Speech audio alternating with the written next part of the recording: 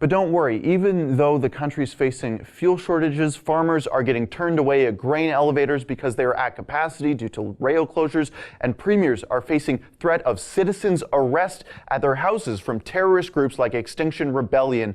Rest assured, because Prime Minister Blackface is working extra hard today. Extremely hard, actually. Extremely hard. Too bad he's not working super duper ultra hard, because maybe then we'd see some Mounties doing their job for once.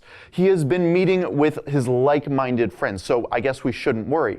They had a teepee talk in Ottawa yesterday, excluding anyone with a brain from offering an opinion. This really made Conservatives mad, understandably, and Scheer has finally been able to show some strength for once. See, Quebec is upset already. They're talking to provincial police, instructing them to remove blockades. That gave Harper, with a smile, the go-ahead to put on a serious face and fill up the leadership vacuum left by all of the other incompetents running the House of Commons. As Prime Minister, as I said, I would direct the RCMP to enforce the law to ensure that our railway system can operate. I mean, we have a situation.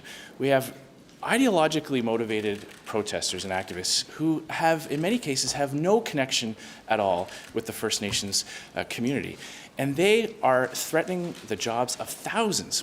Okay, these protesters, these activists, may have the luxury of spending days at a time on a blockade, but they need to check their privilege.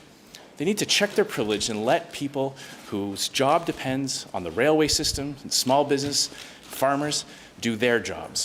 After seeing Scheer act like a leader for once, his loyalists were kicking it into high gear. Now I can't tell if they are actually seriously this desperate to save and defibrillate their dairy defender, but they sure seem serious. A non-confidence motion was added to the House of Commons order paper earlier today. After announcing his resignation, Andrew Scheer has just made a bid to lead the party again into the next election. This wasn't just any old member of parliament putting forward a motion of non-confidence. This was Andrew Scheer himself saying that the government needs to fall, and it needs to fall right now before he leaves the party. The party put forward a motion of non-confidence, and just like we expected, Andrew Scheer himself was the one behind it. We knew that this was going to happen. Where have I heard this before? I want to tell you a story from 1979. It's when Joe Clark defeated Pierre Trudeau, and Pierre Trudeau announced his resignation. In late November of '79, Pierre Trudeau said that he would be stepping down as leader, and it seemed like it was to bide his time. It was to take the heat off of him after the disastrous election of Joe Clark. After the Liberals lost an election they thought that they could win. After Trudeau announced his resignation, his caucus voted unanimously to keep him on.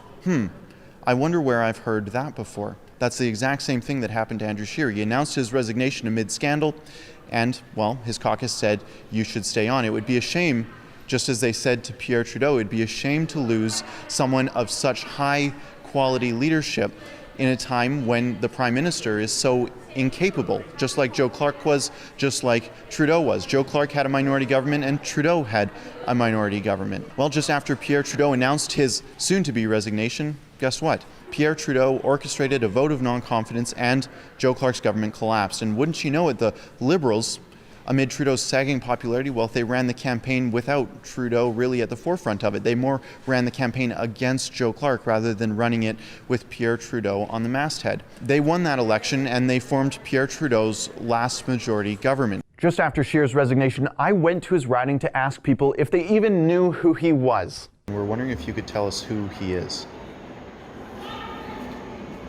I don't know. Never heard of him? No. Boris Johnson? Yeah, no idea. And I called it then. His resignation looks like it was just a stunt. Now, who knows if this will pass? Likely it won't. The NDP are flat broke and are in no position to contest an election. In the Bloc, well, they have more seats than they could ever hope to get. The only people that want this government to fall right now are the Conservatives, and fair enough. If Scheer couldn't win against PM Blackface, how is he going to win against PM Blackbeard? My faith in the Canadian electorate is at an all-time low, and my faith in Scheer successfully contesting an election is even lower. That's an excerpt from the Ezra Levant Show, which is a show I do every day.